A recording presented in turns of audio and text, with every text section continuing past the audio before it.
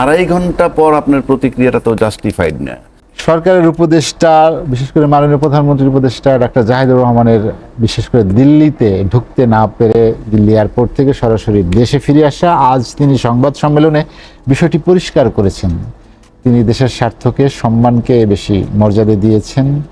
এও বলেছেন যে দুই দেশের সম্পর্কে খুব বেশি প্রভাব পড়বে না তার এই ঘটনা। এটি আমার প্রথম প্রশ্ন, যে তার এই ঘটনা আসলে সুদূর প্রসারী কোনো প্রভাব আছে কি না। ধন্যবাদ আপনাকে। শুনেন, যে কোনো ঘটনারই তো পার্শ্ব প্রতিক্রিয়া থাকে। Third law of Newton, every action has an equal and opposite reaction. একটা ওষুধ খাইলেও পার্শ্ব প্রতিক্রিয়া হয়। তো এখন ওনার বিষয়ে যথেষ্ট আলোচনা হইতেছে, মানে এখানে আমার মনে হয় না খুব বেশি বলার কিছু আছে। আর জাহিদ সাহেবের তো পার্সোনালি আমার সাথে খুব ভালো সম্পর্ক। উনি আমরা একসঙ্গে কত একসাথে টক শো করছি, নানান জায়গায় দেখা হয়েছে। উনি উপদেষ্টা হওয়ার পরও আমার সাথে দেখা হয়েছে একবার, এবং সে এমনি মেধাবী, কোনো সন্দেহ নাই। কিন্তু প্রশ্নটা অন্য জায়গায় আমি করি, কারণ যে সমস্ত আলোচনা গড় পর্দায় হয়েছে সেগুলো আমি আলোচনা করে আমি সময় নষ্ট করি না। একটা বিষয়ে আমি যেটা জানতে পারছি, আমার যতটুকু মনে পড়ে, জাহিদ ভাই নিজেও বোধ আমাকে একবার বলছিল যে ওনার চ্যানেল, যেটা ব্যক্তিগত চ্যানেল জাহিদ, এটা বোধহয় ইন্ডিয়াতে ব্যান্ড। এটা উনি জানতেন, মনে হয় উনি জানতেন। এবং ন্যাচারালি যখন একটা লোকের একটা চ্যানেল ব্যান্ড থাকে, তখন মনে করেন তার সম্পর্কে অনেক ডাটাই তারা সংগ্রহ করবে। মানে যে বিষয়, যে ব্যক্তিকে তারা হিসাবে নেয়, তারা তো ওইভাবে করবে। এখন শুধু তাকে হিসাবে ছেন তা না, এমনও আমরা এই পত্রিকান্তরে পাইছি, উনি বিশেষ করে এই ঘটনার পরে ওনাকে বলা হয় যে উনি ভারত বিদ্বেষী, ভারত নিয়ে, ভারতের বিরুদ্ধে। আমার কথা হলো, ভারতের বিরুদ্ধে যদি সে কথা বলে সেটা তার নিজস্ব চয়েস, বলতে পারে। সেটা নিয়ে আমি বিতর্ক করব না যে ভারতের বিরুদ্ধে কথা বলবে উনি, সেটাকে আমি খারাপ অর্থে নিব বা ভালো অর্থে নিব, এটা ওনার চয়েস। কিন্তু ওনার যেহেতু জানা ছিল যে ওনার এই চেকলিস্টে ওনার নাম আছে, অর্থাৎ আপনি যখন এটা ব্যান্ড হয়ে গেছে, তাইলে একটা চেকলিস্টে ওনার নাম থাকতে পারে, ইমিগ্রেশন চেকলিস্টে। সেখানে যখন আপনি আপনার নর্মাল পাসপোর্ট দিয়ে যাবেন, আপনি যখন যাচ্ছেন, you are going to India to represent Bangladesh, number one, as well as আপনি ক্ষমতাসীন দলের প্রধানমন্ত্রীকে রিপ্রেজেন্ট করতে যাচ্ছেন, প্রধানমন্ত্রীর পক্ষে। তো সেই হিসাবে আপনি যেহেতু এই ঘটনাগুলো আপনার জানা, যে আপনার চেকলিস্টে আপনার নাম আছে এবং আপনার চ্যানেলটা ব্যান্ড, তাইলে আপনার সতর্কতার সাথে স্টেপ নেওয়া উচিত ছিল। এখন তার পাসপোর্ট যদি ইমিগ্রেশনের চেকলিস্টে ইনক্লুড করা থাকে, সেক্ষেত্রে গ্রিন পাসপোর্টটা। এখন ওনার তো এই যে প্রোগ্রামটা হইলো, এই প্রোগ্রাম তো 2 দিনের নোটিশে হয় নাই, রাষ্ট্রীয় প্রোগ্রাম, এটা সরকারি সফর। এটা সরকারি সফরে যাবেন, সরকারি প্রোগ্রাম, সেক্ষেত্রে এটা যত খুব অল্প সময় যদি হয়, তা তো মিনিমাম 2-3 সপ্তাহ আগের থেকে এটা জানা থাকে, বা 1 মাস আগের থেকে জানা থাকে। সেক্ষেত্রে জাহিদ ভাই সাহেবের মতো একজন রেসপন্সিবল মানুষের এই জায়গাটায় সতর্ক থাকা উচিত ছিল। আজকে যদি ওনার একটা লাল পাসপোর্টটা নিয়ে যেত, ওনার লাল পাসপোর্ট পাইতে 6 ঘন্টার বেশি লাগার কথা না। তাতে কি হইতো, ওই যে সবুজ পাসপোর্টের নাম্বারটা তো এখানে আছে চেকলিস্টে, লাল পাসপোর্টের এই নাম্বারটা নাই, থাকতো না। 1, 2, লাল পাসপোর্ট মানেই কিন্তু একজন গুরুত্বপূর্ণ ব্যক্তির, মানে এবং তার অফিসিয়াল না, আপনাকে গ্রিন পাসপোর্টে গেলে বলতে হবে যে আমি অমুক। আর লাল পাসপোর্ট মানে আপনি কূটনৈতিক পাসপোর্ট নিয়ে যাচ্ছেন, এবং কূটনৈতিক পাসপোর্টের লাইনটাও, চ্যানেলটাও কিন্তু আলাদা ইমিগ্রেশন ক্রস করতে গেলে। সুতরাং আমার কিছু মনে হয় ওনার এই জায়গাটায় আমি বলবো কিছুটা ভুল হয়েছে, এটা মানে ওনার কাছ থেকে আশা করি নেই। পাশাপাশি বাংলাদেশের যে হাই কমিশনার ওখানে যিনি আছেন, উনি, আমি যতটুকু জানি, এবং জাহিদ সাহেবের স্টেটমেন্ট, ওনার সাথে নাকি উনি ছিল কন্টিনিউ। তো যদি থাকেন, আমি যতটুকু জানি যে ফরেন মিশন, যে ইন্ডিয়ার ফরেন মিশন, মানে MEA, minister of external affairs, আমাদের দেশে ফরেন মিনিস্টার, আপনার প্রোটোকল অনুযায়ী আপনি যখনই বাইরের কোনো গেস্ট এখানে আসবে, যারা সরকারি সফরে বা রাষ্ট্রীয় সফরে, 24 আওয়ার্স কিন্তু হটলাইন থাকে যোগাযোগ করার জন্য। সুতরাং বাংলাদেশ হাই কমিশনের সাথেও হটলাইন আছে 24/7, যেটাকে বলি 24 ঘন্টা 7 দিন। তো সেক্ষেত্রে হাই কমিশনার সাথে সাথে উনি ওই পাসপোর্ট নিয়ে যাওয়ার পরও উনিকে এইটা কমিউনিকেট করতে তো 2-4-5 মিনিটের ব্যাপার কমিউনিকেট করা।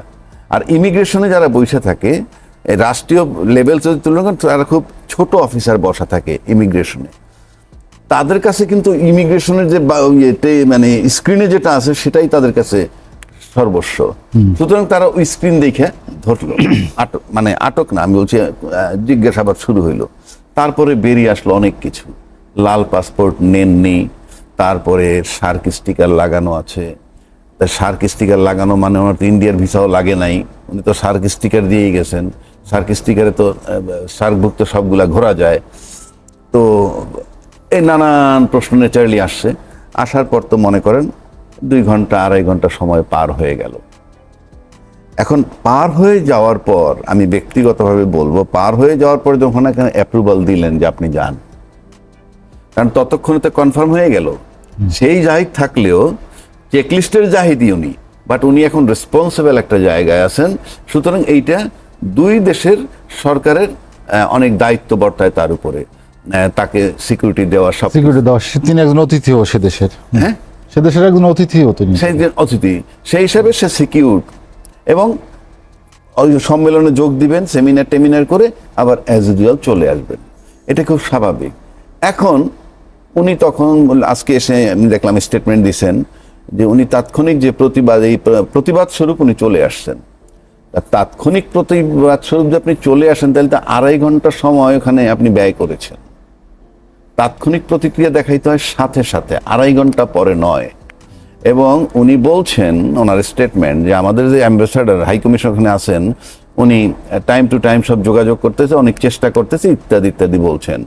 তো আপনি যদি তাৎক্ষণিক প্রতিক্রিয়া দেখেন, তো ওদিকে চেষ্টাও চালাচ্ছে, সেটাও আপনি এডমিট করতেছেন।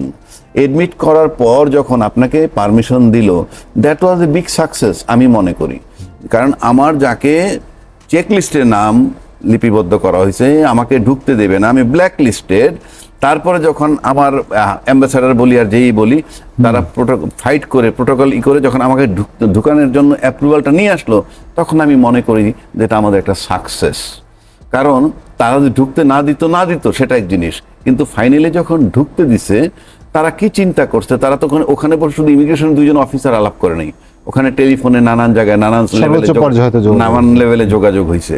তাই যোগাযোগ হওয়ার পর যখন ওনাকে অনুমতি দিল, তখন যে উনি চলে আসলেন যে প্রতিক্রিয়া দেখাইয়া, সে তো 2.5 ঘন্টা পর আপনার প্রতিক্রিয়াটা তো জাস্টিফাইড না। যখন আপনার সাথে আরো যারা গেছে তারা যখন ঢুকে গেল সবাই, তারপরে যখন আমার তো লম্বা সময়, তখন আমি 5 মিনিট 10 মিনিট 20 মিনিটই তো আমি সিদ্ধান্ত দিয়ে যে সরি আমি যাব না, আমি I have been harassed seriously, আমি যাব না, এবং আমি ভালো ট্রিটমেন্ট পাচ্ছি না, আমি যাব না। এই আমি যাব না তখন যদি সে ডিটারমাইন্ড হতো, তাহলে কিন্তু এই ইন্ডিয়া আমার কর্তৃপক্ষ আমাকে অ্যাপ্রুভাল দেওয়ার প্রয়োজন হইতো না। তখন বরং বলা যেত যে ইন্ডিয়া আমাকে ঢুকতে দেয় নাই, আমি সেজন্য চলে আসছি। ওটা ইন্ডিয়ার জন্য আরো বিব্রতকর হইতো। কিন্তু ফাইনালি তো ইন্ডিয়া তাকে ঢুকতে দিল। দেওয়ার পর যখন আপনি ঢুকলেন না, তখন তো মনে হইতেছে যে আপনার কাছে প্রায়োরিটি কি ছিল? তাহলে প্রায়োরিটি কি রাষ্ট্রের প্রতিনিধিত্ব করা ছিল? প্রায়োরিটি কি আপনি সম্মেলনে যোগ দিবেন সেইটা ছিল, নাকি আপনি ওখান থেকে এই প্রতিবাদ করে চলে আসবেন সেটা প্রায়োরিটি?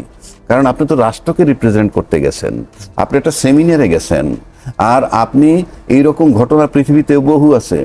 শাহরুখ খান এত বিখ্যাত একজন ব্যক্তি, তাকে মার্কিন যাচ্ছে তাই ভাবে সারা পৃথিবী তাকে চেনে, ওই মার্কিন যুক্তরাষ্ট্রের রাষ্ট্রপতিও তাকে চেনে, এবং সেখানকার অভিনয় জগতে সবাই তাকে চেনে। শাহরুখ খান সাহেবরা অনেক ড্যাশিং, অনেক স্মার্ট, পৃথিবীব্যাপী পরিচিত। ওই উনিও তো লম্বা সময় ইমিগ্রেশনে পার করেছেন। সুতরাং আপনাকে এই কতগুলা জিনিস আছে। আর ভিসা বলতে যেটা বোঝায়, ইনফ্যাক্ট আমি এই সাধারণের জন্য বলছি, ভিসা কিন্তু ওই সার্ক স্টিকার যে ওটাও ভিসা না, আমাকে যেটা ভিসা দিতেছে ইন্ডিয়ান হাই কমিশন ওটাও ভিসা না। এটা হলো জাস্ট আপনার এই পোর্ট থেকে ওই পোর্টে যাওয়ার অ্যাপ্রুভাল, একটা কাগজ। ওখানে যাওয়ার পর ইমিগ্রেশন হলো অথরিটি, উনি আপনাকে ঢুকতে দিলে that will be treated as visa, ঢুকতে না দিলে আপনার এই ভিসা ইনভ্যালিড। রাজ্জাক ভাই, আরেকটি বিষয়, সেটি হচ্ছে দিল্লি এয়ারপোর্টে, ইন্দিরা গান্ধী এয়ারপোর্টে যে ঘটনাটি ঘটলো, এটি বাঙালিদের সঙ্গে এ ধরনের আচরণ নতুন নয়। ভারতীয় কর্তৃপক্ষের ধরনের আচরণকে আপনি আসলে কিভাবে দেখেন সেটি যেমন জানতে চাই, বা এই আচরণের আসলে একটা পরিবর্তন বা একটা সুরাহা তো দরকার। জাতি হিসেবে বাংলাদেশকে সামনে তুলে ধরা, মর্যাদা সমুন্নত রাখা, ডক্টর জাহিদের তো এ ধরনের একটি কর্তব্য। আমি সেটা একমত। আমার যে প্রতিবেশী ভারত, এই যে খুব দামি একটা কথা কে বলছিল, সম্ভবত আমার মনে হয় যতটুকু ধারণা, আমরা যদি এই কথাটা বলি, এটা প্রণব মুখার্জি সাহেব বলেছেন যে you can change your friends but you can't change your neighbours. প্রতিবেশী যেহেতু বদলানো যায় না, কাজে এই প্রতিবেশীর সাথে সম্পর্কটা রাখতে হবে মধুর, এবং সেটা একতরফা নয়। এখন মনে করেন ভারত আজকে, যেমন ভারতের হাই কমিশনার নতুন যিনি আসলেন, উনি যেমন বাংলাদেশে ঢুকেই বললেন যে আমার কাছে মনে হয় আমি ভারতে হাঁটছি। তারপরে বলছেন একই আকাশ, একই বাতাস, একই যন্ত্রণা, যখন একই আনন্দ হবে, একই বেদনা আনন্দ সব। আবার উনি এটাও বলছেন যে আমাদের 140 কোটি, এখানকার 20 কোটি, 160 কোটির জনসংখ্যার যে গণতন্ত্র, সেটা যদি একটা গণতন্ত্র হয় তাহলে আমরা বিশাল শক্তি হতে পারি। এটা কেউ বলছেন যে উনি ডিপ্লোম্যাটিক্যালি বলতে পারেন না, ডিপ্লোম্যাটিক নর্ম ব্রেক করছেন।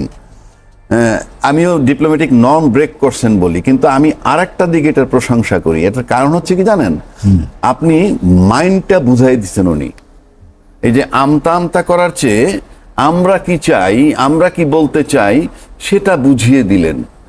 আমি মনে করি এটার জন্য বাংলাদেশের সিদ্ধান্ত নেওয়াটা সঠিক, সহজ হবে। যে এই হাই কমিশনার যে বার্তাটা দিচ্ছেন, যে বক্তব্যটা রাখছেন, এটা তো ওনার বক্তব্য নয়, এটা প্রধানমন্ত্রী, ভারতের সেন্ট্রাল গভর্নমেন্টের বক্তব্য। তাই সেন্ট্রাল গভর্নমেন্ট যে বক্তব্যটা দিছে, সেটাকে আপনি যতই বলেন যে ডিপ্লোম্যাটিক নর্মের বাইরে, কিন্তু আমরা তো একটা রিয়েল পিকচার পাইলাম যে বার্তাটা, সেই বার্তাটা কি চায়। এখন এই যে বার্তাটা উনি দিলেন, সেই বার্তা বাংলাদেশ সমর্থন করে কিনা, যদি বাংলাদেশ সমর্থন না করে, তাহলে আমরা এটার তীব্র আমরা রিপ্লাই চাই। আমরা কিন্তু এখন পর্যন্ত সরকারের তরফ থেকে এই বার্তার বিরুদ্ধে বা বার্তার বিষয়ে প্রত্যুত্তর পাইনি। যদি না পাই, এবং আসলেই যদি ফাইনালি না পাই, তাহলে তার এই বক্তব্য সঠিক। আর যদি পাই, তাহলে আমরা বুঝবো ওনার বার্তাটা আমরা একসেপ্ট করি নাই, কিন্তু ওনারটা অ্যাপ্রিসিয়েট করি আমি এই কারণে, আমরা যে আমতা করতাম। ওনার বক্তব্যের সঙ্গে তো দিল্লির আচরণ তো সামঞ্জস্যপূর্ণ নয়। যদি আমি বলি, সেটা যদি আমি ওখানে আসতেছি, হ্যাঁ, সেটা যদি আপনি ওইভাবে মিলান যে একদিকে ওনার এই বক্তব্য, আবার ওইদিকে ওইটা না, ওইদিকে আপনি যদি যান, ওইদিকে তো ধরেন আপনি ওই হিসাবে মেলে না। এটা একটা বার্তা আসে আমাদের যে ইউনূস সরকার আসার পরে আমরা দেখছি যে আমরা বক্তব্য পাইতাম এরকম যে নির্বাচিত সরকার আসলে সব ঠিক হয়ে যাবে, এবং তখন নির্বাচিত সরকার হয়ে আসার সমূহ সম্ভাবনা যার ছিল সেটাই বিএনপি, এতে কোনো সন্দেহ নাই। তো ওই অবস্থায় যখন এই কথা বলা যে নির্বাচিত সরকার আসলে সব ঠিক হয়ে যাবে এবং নির্বাচিত সরকারের সাথে আমরা কাজ করব, তার মানে বিএনপি সরকারের সাথে তারা কাজ করবে, এই বার্তাটা অনেক আগেই দিয়ে দিছে। এবং just after the expiry of Begum Khaleda Zia, যেভাবে ভারতের পররাষ্ট্রমন্ত্রী আসলেন এবং তাদের পার্লামেন্টে যেভাবে শোক প্রস্তাব নিলেন, সবকিছু মিলে বোঝা গেছিল যে একটা ভালোর দিকে আমরা যাচ্ছি। কিন্তু খুব অল্প সময়ের ভিতরে আমরা আবার দেখতে পাচ্ছিলাম, যেমন একেবারে দৃশ্যমান যেটা হইতো আমাদের কাছে, ভিসা ব্যবস্থার শিথিলতা। কিন্তু সেই ভিসা ব্যবস্থার শিথিলতা তেমনটা হয় নাই। সেই ইউনূস সাহেবের সময় যেরকম ছিল, বলা হচ্ছিল যে এই সপ্তাহে বা আগামী সপ্তাহে হয়ে যাবে, সেটা আর হয়নি। তো সুতরাং সেটা কেন হইলো, এটা কিন্তু সবচেয়ে বেস্ট হইলো দুইটা দেশের যে কূটনীতি যে ডিল করেন, এক সবচেয়ে ভালো বলতে পারবেন আমাদের পররাষ্ট্রমন্ত্রী, ওখানকার পররাষ্ট্রমন্ত্রী প্লাস পলিসি মেকার যারা আছে। কিন্তু আমরা বাহ্যিক দৃষ্টিতে যেটা দেখি, ইভেন আফটার ইলেকশন যেই স্টেপগুলো আমরা দেখতেছিলাম বেগম খালেদা জিয়ার মৃত্যুর পর, এবং ঠিক তারপরে মনে হচ্ছে কোথাও যেন আবার একটু স্লো হয়ে গেছে, বাধা পাচ্ছে কোথাও। আরেকটি যোগ করে আরেকটি বিষয়, যে আপনি জানেন যে এবছরই শেষ হচ্ছে গঙ্গার পানি চুক্তি, যেটি আমাদের অবশ্যই ডিসেম্বরে যেটি নবায়ন করতে হবে। পাশাপাশি তিস্তা চুক্তি নিয়েও অনেক দিন ধরে এটি ঝুলে আছে, হচ্ছে না। দিল্লির এই ঘটনা কি আসলে সে ধরনের কোনো বার্তা দেয় যে যেটি আমার কাছে শোনেন এগুলো তো অমীমাংসিত ইস্যুগুলোর আসলে ভবিষ্যৎ কি হবে?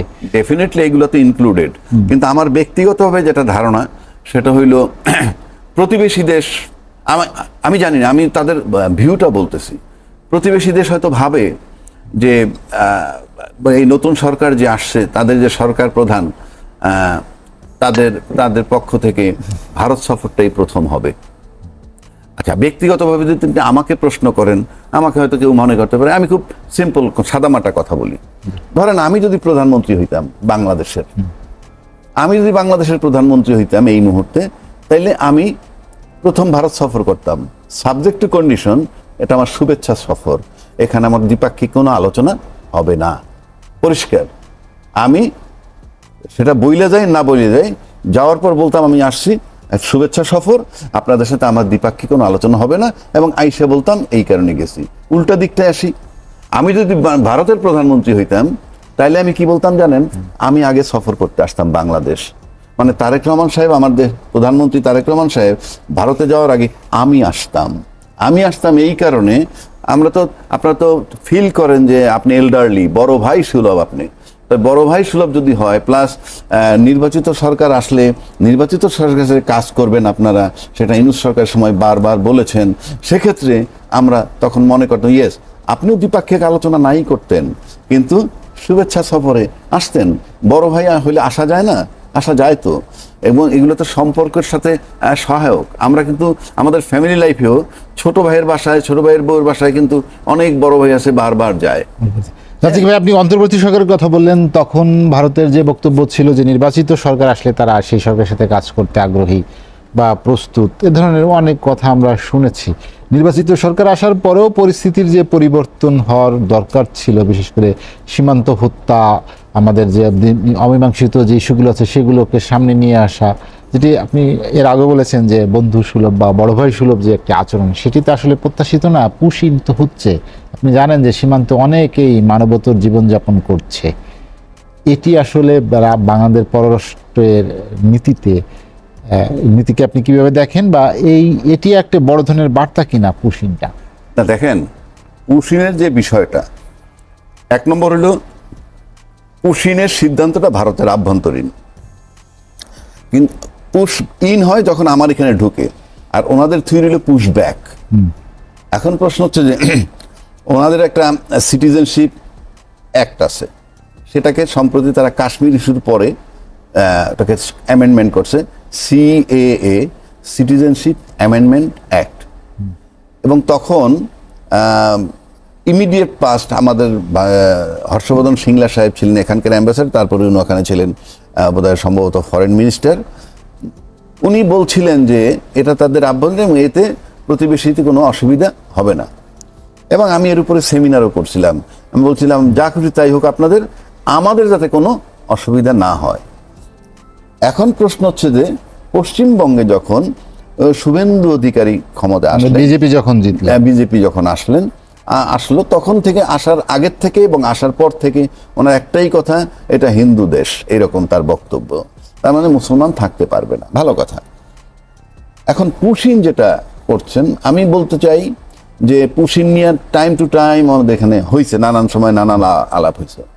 এখন এটা তো ওই যে পার্শ্ব প্রতিক্রিয়া, if you are not satisfied with the government, তাহলে ন্যাচারালি আপনার এগুলা হবে। তা আমার এই মুহূর্তে যে আমি ধরি, আমার কাছে মনে হয় যে তৃণমূলের যে অবস্থাটা হয়েছে এই মুহূর্তে কোণঠাসা। 15 বছর টানা ক্ষমতায় থাকার পর কিন্তু সাথে সাথে ক্ষমতাতে যাওয়ার পর তারা বিলীন হয়ে গেছে। ইতিমধ্যে মমতা ব্যানার্জি কংগ্রেসের সাথে পদ পদবি নেওয়ার জন্য একটা বৈঠক করছে, চলছে। তার মানে তৃণমূল দলটা শেষ হয়ে গেছে আপাত দৃষ্টিতে। তা নাহলে পার্টির প্রধান যখন কংগ্রেসের সাথে দেখা করতে যায় এবং সেখানে পদ পদবি নিয়ে আসতে চায়, সেক্ষেত্রে এই শুভেন্দু অধিকারী এখানে তার মিশন দুইটা। একটা মিশন হইল আগে এই মাঝামাঝি বছর 2-2.5 বছর পরে লোকসভা নির্বাচন হবে।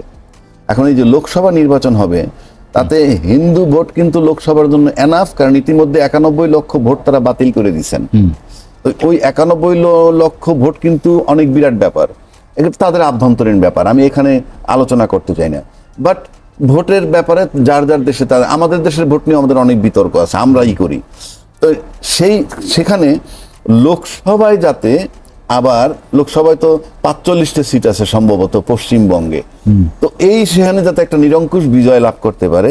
একদিকে 91 লক্ষ ভোট বাতিল হয়েছে, আর একদিকে হিন্দু ভোট, সুতরাং সব মিলে আমার কাছে মনে হয় এই বিষয়টা ওই লোকসভা নির্বাচন পর্যন্ত খুব বেশি আলোচিত হইতে থাকবে। লোকসভা নির্বাচন হওয়ার পর বিষয়টা মনে হয় একটু শিথিল হবে। আপনি বলেছেন যে ভারতের অভ্যন্তরীণ রাজনীতি, ভারতের রাজনৈতিক বিভিন্ন ক্ষমতার পালা পরিবর্তন বা ক্ষমতায় থাকার যে প্রতিযোগিতা, তার খেসারত বাংলাদেশের মানুষ কেন দেবে?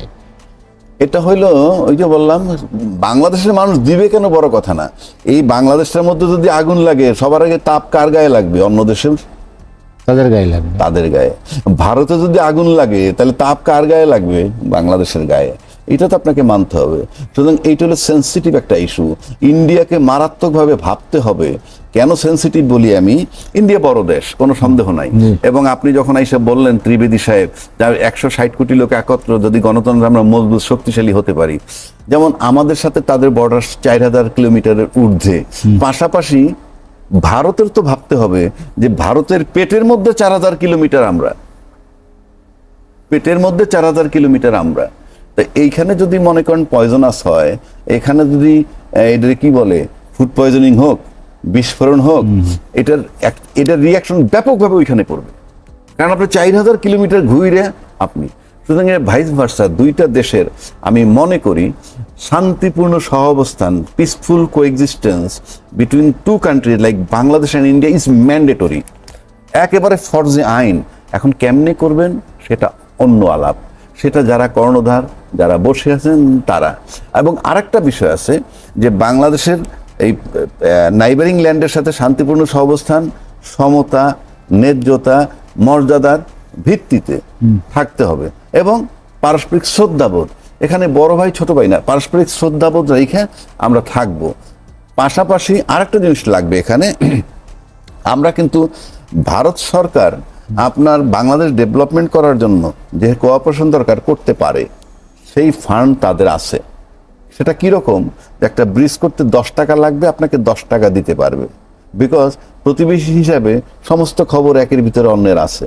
মানে যদি 5000 মানে কোটি টাকা লাগে একটা ব্রিজ করতে, 5000 টাকা দেবে, সেখানে 500 কোটি মারার সুযোগ আমারে দিতে পারে, কিন্তু 15,000 কোটি দিবে না চায়নার মতো। সুতরাং যদি একটু গ্রিডি আমরা কম হই, তাইলে প্রতিবেশীর সাথে এই অর্থনৈতিক বিষয়টার দিক দিয়ে লক্ষ্য করলেও সম্পর্ক ভালো রাখা যায়। বাট আমাদের তো অর্থনৈতিক সংকটের বিরাট সংকট, সেক্ষেত্রে ওভারনাইট টাকা দেওয়ার দেশ কিন্তু আবার আমার চায় না। এখন এই যে কথাটা বলতেছিলাম, জাহিদ সাহেব যে ভারত গেলেন এবং সেখান থেকে এটা চলে আসলেন, উনি প্রায়োরিটি ছিল ওনার ওই সেমিনার নাকি ফিরে আসা? পাশাপাশি এই যে ঘটনার কারণে মানে প্রধানমন্ত্রী আমি জানি ভারতের আগে চীন সফর করার জন্য প্রস্তুতি নিচ্ছেন। তো সেক্ষেত্রে এই ঘটনা হয়তো আমাদের প্রধানমন্ত্রীকে চীনের দিকে আরো বেশি ঝুঁকতে সহায়তা করতে পারে। জি, আবহাওয়া বাংলাদেশ সম্পর্কের ক্ষেত্রে এই ধরনের ঘটনা আসলে কতদূর সুদূর প্রসারী প্রভাব রাখে? আপনি জানেন গঙ্গা চুক্তি নবায়ন, এটি বাংলাদেশের জন্য অনেক বেশি জীব বৈচিত্র্য রক্ষার যে প্রয়োজনীয়তা, সেটি যেমন প্রয়োজন, তিস্তা আছে, এরপরে আমরা যেটা চিন্তা করছি বা যে প্রকল্প নেওয়া হয়েছে পদ্মা ব্যারেজ করা, তিস্তা মহাপরিকল্পনার কথা বলছে সরকার, সব কিছু মিলিয়ে আসলে না, সবকিছু মিলে যা বললাম এতক্ষণ বললাম, পাশাপাশি আমি বলতে চাই যে বাংলাদেশের সাথে ভারতের সম্পর্ক বা এই দুইটা দেশের সম্পর্ক উন্নয়নের ক্ষেত্রে সবচেয়ে বড় রোল প্লে করতে হবে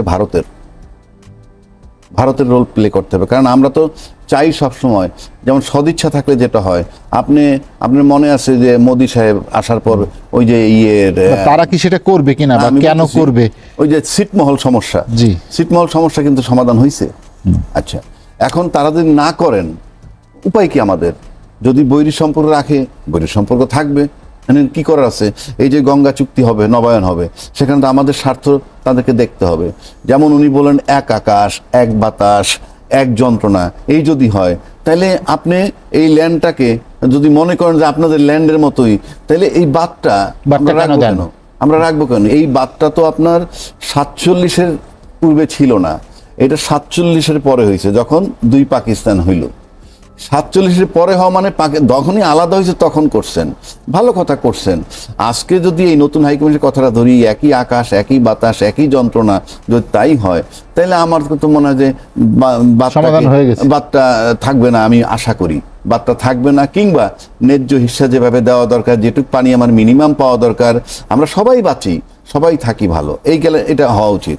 পাশাপাশি যদি আপনি তিস্তা পরিকল্পনায় যান, তিস্তা মহাকল্পনা চায়নাকে দিলে ওনারা সিকিউরিটি কনসার্নে ভোগেন, যে ওনাদের এটা আমি দোষ দিচ্ছি না, উনি সিকিউরিটি কনসার্ন ভাবতেই পারেন, কিন্তু ভাবতে পারলে মানে আপনার সিকিউরিটি কনসার্ন নিয়ে যদি ভাবেনি, তাহলে তো আমাদের সাথেও ভাবতে হবে, আমাদের বিষয়টাও ভাবতে হবে যে ঠিক আছে, তিস্তা ব্যারেজে চায়না কি পরিকল্পনা করবে, ওখানে পানির স্রোত আনবে, সব কিছু আনবে, দুই পাশে বাজার মার্কেট হবে, যা কিছু হোক না কেন একটা ডেভেলপমেন্ট, এটা যদি আপনারা করেন, আপনারা করবেন বলে যদি করতে না করেন, আর যদি করতে নাও দেন, আমাদেরই বা উপায় কি? এগুলো তো ওনাদেরকে মাথায় রাখতে হবে, এবং এই সব সমস্যার সমাধানের ক্ষেত্রে ওনাদেরকে একটু আগে আসতে হবে। কারণ হচ্ছে এই যে বাংলাদেশ 5ই আগস্ট 2024-এ আগে যে জায়গাটায় ছিল সেই জায়গাটায় নেই, সেই জায়গাটায় বাংলাদেশ এখন আর নাই। এখন আজকে প্রধানমন্ত্রী তারেক রহমান সাহেব আছেন, ফাইন, কোনো অসুবিধা নাই। বিএনপিতে অনেক সিনিয়র নেতা আছেন, ফাইন, কিন্তু বিএনপিতে তরুণ নেতাও আছে, আবার আমার তরুণ জেনারেশন যারা এনসিপির তারাও আছে। আপনি জামাত ক্ষমতায় আসুক না, তাদেরও একটা তরুণ জেনারেশন আছে, দলের বাইরে একটা তরুণ জেনারেশন আছে। সবকিছু মিলাইলে প্লেন চোখে যদি দেখি, আমার কাছে মনে হয় অগ্রণী ভূমিকাটা তাদের দিক থেকে হওয়া উচিত। রাজকি ভাই, আরেকটি বিষয় আমি এখানে আপনার কাছে যেটি তুলতে চাই, আপনি জানেন যে সাবেক আইজিপি বেনজির আহমেদ, আপনি একজন আইনজীবী, আপনার কাছে এর জন্যই জানতে চাওয়া যে তাকে ফিরিয়ে আনা আসলে দুবাই থেকে এটা কতটা বাস্তবসম্মত? যদিও সরকার বলছে ফিরিয়ে এনে বিচার করবেন, যদি ফেরাতে না পারে তাহলেই বা মানুষের প্রতিক্রিয়াটা কি হতে পারে? শোনেন, বেনজির সাহেব গ্রেফতার হয়েছেন দুবাইতে, এইটা ছিল একটা মানে অকল্পনীয় ব্যাপার যে গ্রেফতার হতে পারেন। এখন প্রশ্ন হচ্ছে কেন গ্রেফতার হলেন? ইন্টারপোল অনেক বাংলাদেশ ভূভাগে থেকেই বাংলাদেশের মানুষ পরিচিত ইন্টারপোল শব্দটার সাথে। ইন্টারপোল দিয়ে পর্যন্ত কাউকে ধরছে বাংলাদেশের পক্ষে? আমার কাছে মনে হয় ইনি প্রথম ব্যক্তি। ধরছে কোথায়? দুবাইতে। আপনার কি মনে আছে এর আগে কাতার বোধহয় এই যে 75 জন লোক বাংলাদেশের, সেটাও দুবাইতে তাদের জেল হয়েছিল, নট দ্যাট যে শুধু হাজতে ছিল, জেল হয়েছিল। ইউনূস সাহেব ক্ষমতায় আসার পর কয়েক দফা টেলিফোনে আলাপ করে রিলিজ করাইছেন, তারপর অপশন দিছে তোমরা তোমাদের দেশে চলে যেতে পারো কিংবা এখানেও কাজ করতে পারো। আপনি বিশ্বাসে ভালো করে চিন্তা করেন, অপরাধীদেরকে দণ্ড দিল, তাদের দণ্ড মৌকুফিরা মুক্তি, তারপরে বললো তোমার দেশেও যাইতে পারো, এখানেও থাকতে পারো। এটা হলো শুরু, আইন তো আছেই, তারপরে পার্সোনাল রিলেশন, এবং এটা কিন্তু নজিরবিহীন ঘটনা। এখন কেন এই কথাটা টানলাম? ইউনূস সরকার যখন ক্ষমতায় তখন এই প্রসিডিউর চালায় গেছেন, এই ইন্টারপোলের কাছে নোটিশ ফোটিশ দিয়ে চিঠিপত্র দিয়ে দিছেন, তখন এপ্রিল 25-এ। সেইটাই এসে এখানে 1 বছরের বেশি সময় আগে। হ্যাঁ, এখন প্রশ্ন হচ্ছে যে আমার বারবার একটা কথা মনে পড়ে যে তারেক রহমান সাহেবকে, মানে আমাদের প্রধানমন্ত্রী, বর্তমান প্রধান তারেক রহমান সাহেবকে আমি কোনো জায়গায় খুব বিচক্ষণতার পরিচয় উনি দিচ্ছেন, এটা আমার কাছে মনে হয়। কেন বলছি কথাটা? 13ই জুন 2025 যখন লন্ডনে দেখা করতে গেলেন এই আমাদের ইউনূস সাহেব, যেই খলিলের বিরুদ্ধে এখানে তীব্র বিদ্বেষ বিএনপি ঢাকার, সেই খলিল সহ ইউনূস সাহেব গেলেন এবং তারেক রহমান সাহেবকে আজকের প্রধানমন্ত্রী ওনাকে রিসিভ করলেন খলিল রহমান। তারপরে তাদের যে পরিবেশ, আন্তরিকতা, কি আলাপ হয়েছে সেটা আজকের অ্যাকশনে মনে হয় কি আলাপ হয়েছে। এই যে এদেরকে ধরবে কিংবা এদের বিচার করার চেষ্টা করবে, এই আলাপগুলো বোধহয় সেদিন হয়েছে। অর্থাৎ বিএনপি ক্ষমতা আসবে তো সম্ভাবনা ছিলই। ইন এডিশন আমি যদি বলি জামাতও যদি ক্ষমতা আসতো একই জিনিস হইতো। কেন হইতো সেটা বলি। এই তারেক রহমান সাহেব চুজ করছেন খলিল সাহেবের প্রধানমন্ত্রী পররাষ্ট্রমন্ত্রী, কি জন্যে? ওখানে সে আন্ডারস্ট্যান্ডিংটা হয়ে গেছে বলে আমার কাছে মনে হয়। এবং আমাদের প্রধানমন্ত্রী বোধহয় তার একক সিদ্ধান্ত, আমার কাছে মনে হয়, আমি জানি না তার দলীয় ব্যাপার আমি জানি, কিন্তু আমার মনে হয় ওনার একক সিদ্ধান্তে খলিল সাহেবের উনি পররাষ্ট্রমন্ত্রী বানাইছেন। তাহলে তারেক রহমান সাহেব, খলিল সাহেব এবং ইউনূস সাহেব এটা একটা কন্টিনিউ একটা বেল্ট তৈরি হয়েছে এবং দূর থেকে ইউনূস সাহেব হেল্প করছেন, এতে কোনো সন্দেহ নাই। কারণ ইউনূস সাহেবরা আমরা এখানে যতই নিন্দা করি না কেন, পৃথিবীতে সে নন্দিত এবং এই ইন্টারপোলকে মাধ্যমে তাকে গ্রেপ্তার করার অন্যতম রোল প্লে করছে ইউনূস সাহেব এবং এই খলিল সাহেব। এবং এই দুইটার কৃতিত্ব আমি তারেক রহমান সাহেবকে এই জন্য দিব যে উনি এই পছন্দটা ধরে রাখতে পারছেন এবং একটা সঠিক সিদ্ধান্ত নিছেন। এবং এটা যদি কন্টিনিউ করতে থাকেন তাইলে কিন্তু তারেক রহমান সাহেব তার সরকারকে স্টেবল রাখতে পারবেন। আমি বলে দিচ্ছি, প্রধানমন্ত্রী আমার কথা শুনুক চাই না শুনুক, আমি দেশের স্বার্থে বলতে চাই, আমি যে আলোচনাই করি দেখুন, অর্থাৎ উনি স্টেবল থাকতে পারবে। এক, এই মুহূর্তে যদি খলিল সাহেবকে উনি বাদ দিয়ে দেন পররাষ্ট্র মন্ত্রণালয় থেকে, ওখানে হয়ে যাবে ফুল স্টপ।